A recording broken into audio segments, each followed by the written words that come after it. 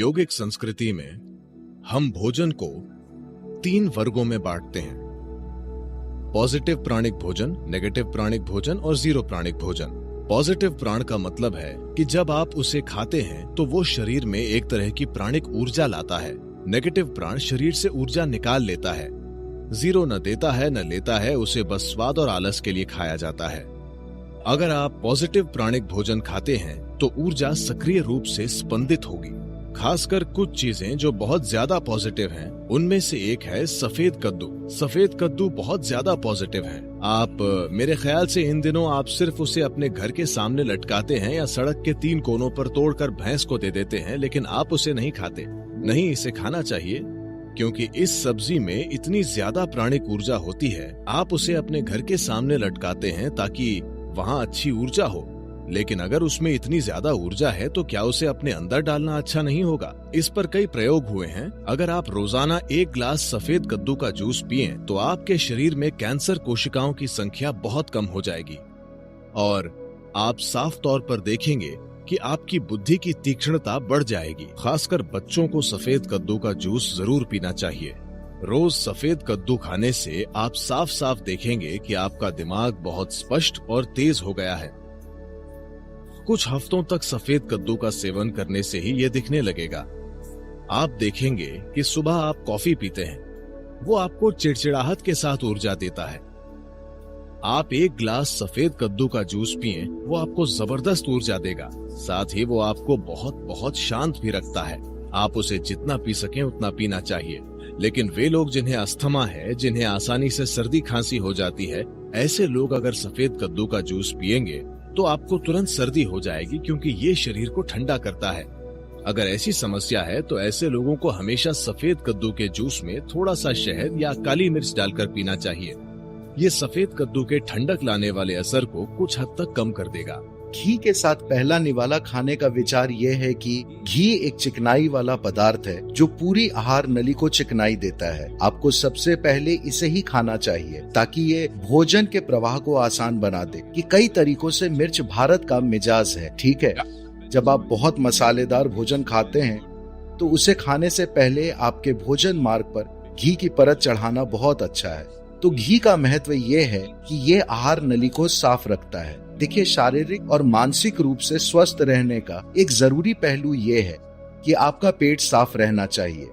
अगर आप किसी आयुर्वेदिक डॉक्टर या एक सिद्ध वैद्य के पास जाते हैं, अगर आप ये भी कहते हैं कि आप मानसिक रूप से परेशान हैं, आपको रात में नींद नहीं आती, सबसे पहले वे आपकी सफाई करेंगे, क्योंकि इन सभी चीजों के लिए साफ पेट का होना बहुत जरूरी है। तो जो व्यक्ति घी का उचित तरीके से सेवन करता है उसका पेट हमेशा साफ रहेगा, क्योंकि वहाँ कुछ नहीं चिपकता, वहाँ कुछ भी लंबे समय तक नहीं ठहरता। आज पेट का कैंसर, आंत का कैंसर बहुत ज्यादा हो रहा है। ऐसा नहीं है कि आप इसे पूरी तरह रोक सकते हैं, पर अगर एक निश्चित मात्रा में घी का सेवन किया जाए तो ये घटना बहुत कम होगी। कुलथी एक तरह की दाल है। ये इस धरती की सबसे ज्यादा प्रोटीन वाली दाल है। इसे तमिल में कोल्लू, दूसरी भाषाओं में हुरुली और तेलुगु में उलू उलू कहा जाता है। तो ये बहुत अच्छी चीज है। इसे अंकुरित करना अच्छा है। अगर इसे अंकुरित किया जाए तो आप इसे आसानी से पचा सकते हैं। इसे एक कटोरी में रखिए अपने कमरे में। एक सफेद कपड़ा लीजिए, इसे उसमें रख दीजिए। लगभग 6 से 8 घंटों के लिए इसे पानी में भिगो दीजिए। उसके बाद इसे एक कपड़े में बांध कर रख दीजिए। लगभग 3 दिनों में ये अंकुरित हो जाएगी। अंकुरित होने पर आप इसे कच्ची खा सकते हैं। अगर ये बीज से लगभग आधी इंच बाहर आ गई है तो आप इसे कच्ची खा सकते हैं। इसे बहुत ज्यादा चबाना पड़ता है, चबाकर खा जाइए। ये बहुत अच्छी है। अब ये शरीर में गर्मी बढ़ाएगी। आपको मूंग खाकर इसे संतुलित करना चाहिए। अंकुरित मूंग सिस्टम को ठंडा करते हैं। सभी चीजों में एक मूंगफली। मैं मूंगफली के बारे में विशेष रूप से उत्साहित हूँ, क्योंकि मेरे जीवन में एक दौर था जब मैंने सिर्फ मूंगफली और केले पर जीवन बिताया, बस इतना ही। क्योंकि इसमें वो सब कुछ है जो आपको चाहिए। बस भिगोई हुई मूंगफली, बस इतनी मूंगफली रात भर भिगोकर और एक केला, मेरा पूरा दिन निकल जाता था। और पूरी तरह से सक्रिय, ज्यादातर लोगों की कल्पना से भी ज्यादा सक्रिय। इसमें आपका जीवन चलाने के लिए सब कुछ है।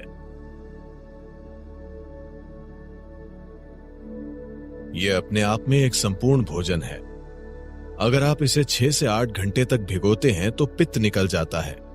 आप पित्त जानते हैं, एलोपैथिक डॉक्टर इस पर ध्यान नहीं देते, लेकिन आयुर्वेद इसी पर आधारित है, उष्ण, शीत और पित्त। इससे पित्त निकल जाता है। और इस भीगी हुई मूंगफली को अच्छी तरह चबाकर खाना। शहद उन सबसे अच्छी चीजों में से एक है जिनका आप सेवन कर सकते हैं। मानसिक स्थिरता, शारीरिक खुशहाली, जीवन शक्ति, इन सभी चीजों को काफी हद तक बढ़ाया जा सकता है सिर्फ रोजाना शहद के सेवन से। शहद इस धरती पर पाया जाने वाला इकलौता पदार्थ है जिसकी रासायनिक संरचना लगभग इंसान के खून की संरचना की तरह है। अगर आप कुछ चीजें बदल दें तो ये लगभग खून जैसा है। शहद का दैनिक सेवन आपके स्वास्थ्य के लिए बहुत कुछ कर सकता है, खासकर वो लोग जिन्हें अधिक बलगम की समस्या है। यह आपके दिल के लिए बहुत अच्छा है, आपके दिमाग के लिए अच्छा है, यह आपके मन को सतर्क रखता है और ये बहुत ऊर्जा देता है। तो हर दिन शहद का सेवन बहुत कुछ कर सकता है। खासकर अगर आपके बढ़ते बच्चे हैं तो उन्हें रोज शहद का सेवन करना चाहिए। ये उनकी बुद्धि और हर तरह के विकास के लिए बहुत कुछ करेगा। अगर आप शहद को पकाते हैं तो वो जहरीला बन जाएगा। शहद को पकाया नहीं जाना चाहिए। मुझे पता है कि लोग इसे बेक कर रहे हैं, इसे केक और दूसरी चीजों में पका रहे हैं। ये करने के लिए अच्छी चीज नहीं है। अगर आप इसे पकाते हैं तो शहद का कुछ हिस्सा जहरीला हो जाता है। आपको इसे हल्के गर्म पानी में डालना चाहिए, उबलते गर्म पानी में नहीं। अगर आप इसे गर्म पानी में डालते हैं तो ये एक प्रकार का एंजाइम तैयार करता है जो शहद में एक खास तरह का बर्ताव करता है, जिससे इसमें शरीर से वजन हटाने की प्रवृत्ति आ जाती है। अगर आप इसे ठंडे पानी में डालते हैं तो ये एक अलग तरह से बर्ताव करता है और ये शरीर का वजन बढ़ा देता है। ऐसा नहीं है कि कुछ चम्मच शहद जो आप ले रहे हैं उससे आपके शरीर का वजन बढ़ रहा है। आपके सोखने की दर ऐसी हो जाती है कि आपका वजन बढ़ सकता है। यहाँ हम इसका सेवन गर्म पानी के साथ करना चाहते हैं क्योंकि हम चाहते हैं कि सिस्टम खुल जाए। अगर आप सिर्फ सेहत बनाना चाहते हैं, जैसे अगर कोई एनीमिक महसूस कर रहा है, एनीमिया का मतलब है एक स्तर पर खून में लोहा कम हो गया है, मतलब आपकी ताकत कम हो गई है। ठीक है, आपके शरीर की मजबूती कम हो गई है। आप थकावट महसूस करेंगे, बिना किसी कारण के थकावट, क्योंकि जब जरूरी लोहा नहीं होता है तो शरीर के हिस्सों तक ऑक्सीजन ले जाने की आपकी क्षमता कम होती है। इसका मतलब है कि आपका शरीर, आपका दिल, आपका मस्तिष्क सब कुछ कम स्तर पर काम करेगा क्योंकि आपके पास पर्याप्त ऑक्सीजन नहीं है।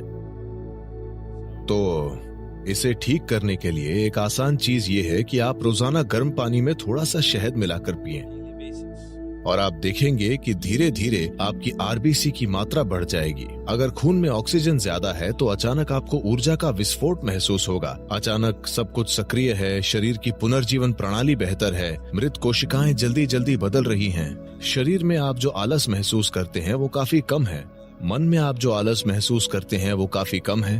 तो शहद का सेवन रक्त संचार प्रणाली में एक तरह का संतुलन लाएगा, जो योगाभ्यास करने वालों के लिए बहुत ज्यादा जरूरी है, क्योंकि आप कुछ तरीकों से शरीर को सीमाओं से आगे धकेल रहे हैं। तो खून की केमिस्ट्री को संतुलित रखना, खून को शुद्ध रखना, ये शहद के नियमित सेवन से निश्चित रूप से होगा।